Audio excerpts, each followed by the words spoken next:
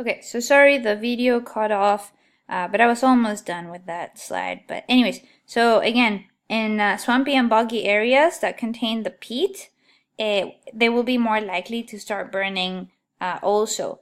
So again, forests like the boreal forest of Canada and Russia, and also tropical forests like in Borneo and Sumatra Islands, they're in Indonesia and Malaysia, will be burning. So it is dangerous because these swampy areas, these forests, have a lot of peat, and peat will actually burn and release a lot of smog-producing gases. Also, with peat burning, there's higher levels of particulates that are released than the combustion of wood or grass, for example. And they will also give out significant quantities of toxic mercury into the environment. So with swampy and boggy areas burning, we're talking a little bit even more danger than woody or grasslands burning. Now let's go through the effects on the biological environment. So those effects are going to have, they're going to be effects based or on vegetation, on animals, and also on human beings. So let's go through the vegetation ones. So certain species are going to burn more easily. Those are going to be things like the scrub oak, the juniper, and the mesquite. Other types of species are going to be more resistant, such as the ponderosa pines, Douglas fir, or oaks. So some pine species even, and also some prairie wildfires, actually need the fire for the species to continue. So we talked about the pine species having the pine cones, basically releasing the seeds only when the wildfire occurs. So those are all adaptations that the trees have had to wildfires.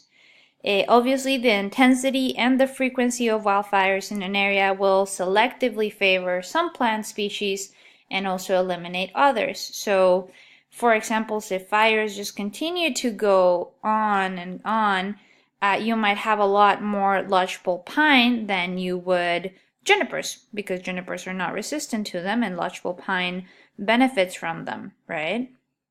Okay, so to put two different types of trees and their effects with fire, let's compare oak trees and eucalyptus trees. So oak trees, like the one we see on the top of the slide, actually many times act as a barrier to wildfires because they're so resistant and so massive that many a times they don't stop them, but they definitely reduce the speed of a wildfire. So it's actually being proposed in a few places to use oak trees as barriers for wildfires. So plant more of them in areas where wildfires are likely. Again, provided that the environment is apt for oak trees. Okay, on the other hand, eucalyptus trees, like the one we see in the lower image, this is a tree that came from Australia originally, so it is not native to the Americas, but it took up very fast here in the Americas. So eucalyptus trees actually speed up fires because, as you can see, they have their bark basically hangs off the tree trunk, and so whenever the flame goes, it catches onto those bark pieces very, very fast. And it actually does need fires themselves, and that is one of the mechanisms that it uses for its species kind of to continue. So, yeah, because it needs fires for the species to continue, and because it makes it so easily for fires to spread by its hanging pieces of bark, it makes itself one of the worst trees for fire susceptible areas. And they've been planted a lot actually in California, more urban like areas. So areas that are kind of like in the wildland and urban interface that have eucalyptus trees are seeing a lot of fires going on, and they're very susceptible to them. All right, so the effects that wildfires can have on animals. So in general, there's few direct effects of wildfires in animals. Most animals are either able to escape the wildfires, like large mammals, and smaller mammals like mice can hide underneath the ground and be protected because soil is very good insulator. And then birds and other species can also escape it for the most part. However, there are some indirect effects that wildfires can have on wildlife. So one of these is that by burning through the vegetation, it's opening up more areas for the sun to heat up the surface. So there's going to be solar heating and hence some temperature increase in that specific area, which is going to change habitats for certain wildlife. So if the temperatures are greater, certain species are no longer gonna enjoy that temperature, and so they're gonna move further north if they're in the northern hemisphere, and further south if they're in the southern hemisphere. And so the species is going to change overall.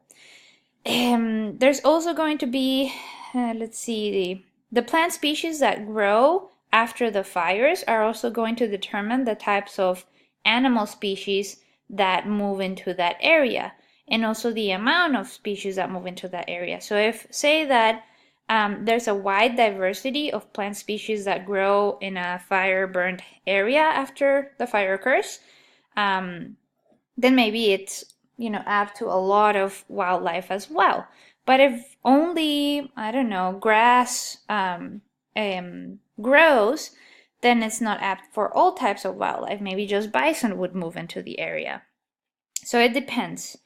And then another effect on wildlife is on fish, actually. So as we know, as we saw not too long ago, some of the effects on the geologic environment, having the dry rubble basically flow into the streams, all that sediment that settles in the channel itself is going to disturb the fish's environment. And we saw that in the flooding chapter as well, that they may see a change in their ecosystem due to the amount of sediment that is being deposited.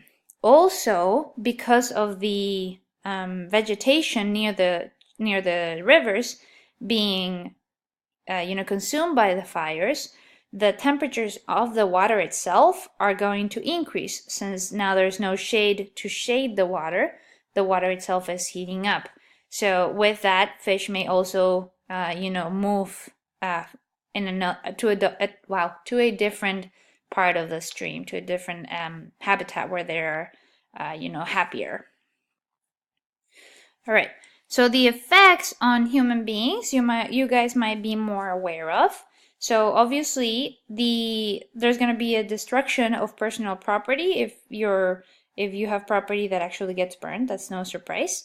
You're going to have smoke and haze that can harm the human health. So it can harm our vision, it can harm our respiratory system, and it can also produce some skin problems. And this is especially dangerous for firemen, for example.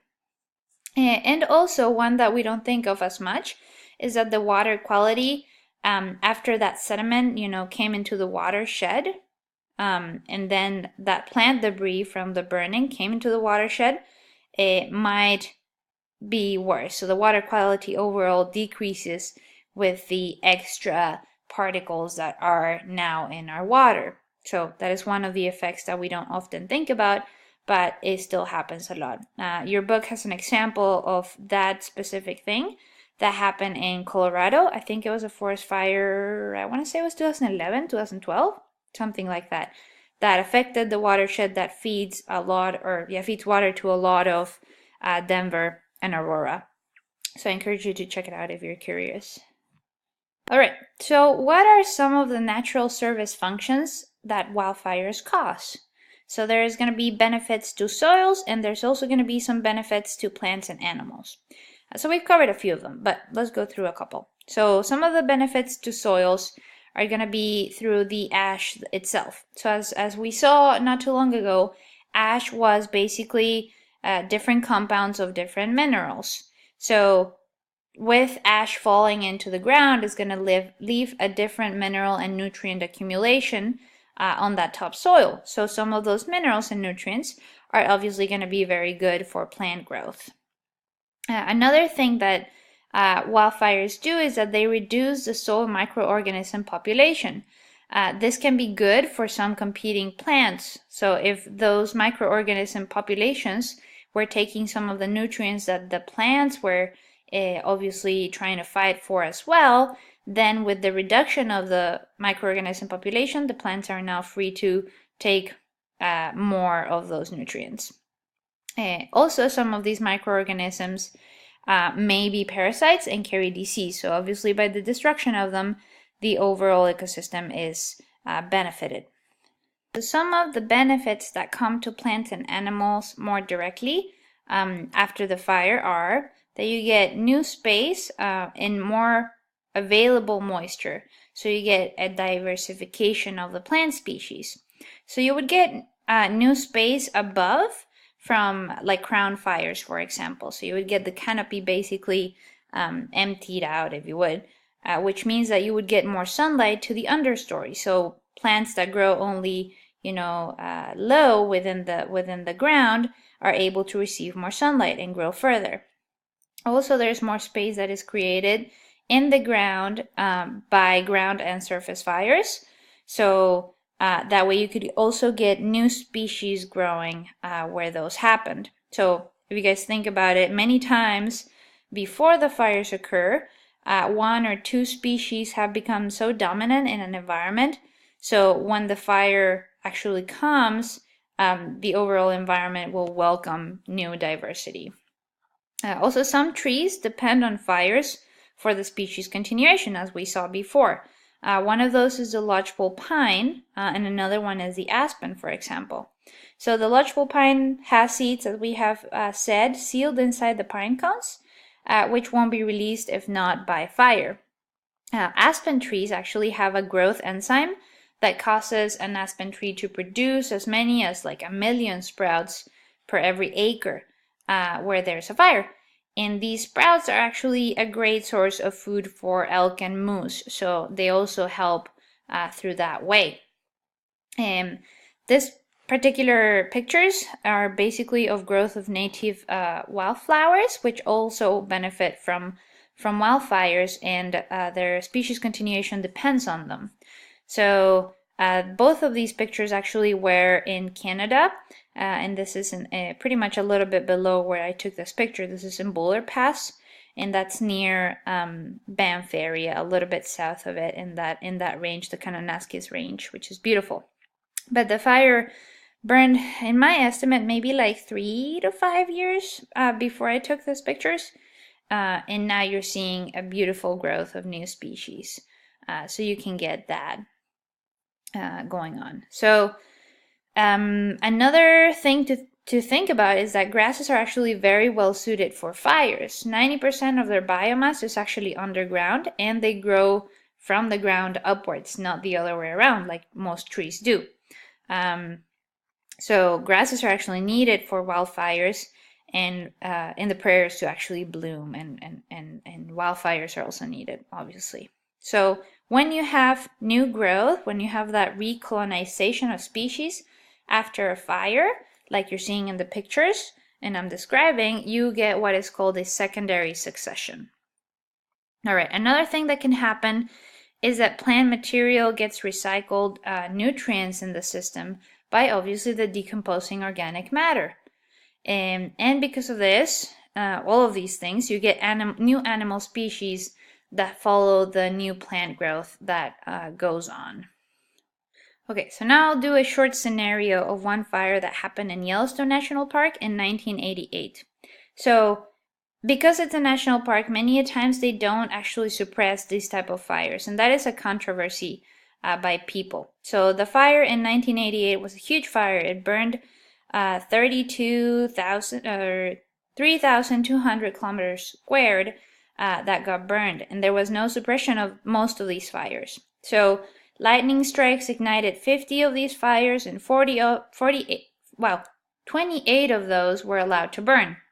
And although it was really hard for many people to just let the park burn and see it burn, and people were actually very mad, the overall benefits were far greater on a 5 to 20 range scale. So again, those were greater for wildlife and plant life based on all of the things that we described over here in this slide.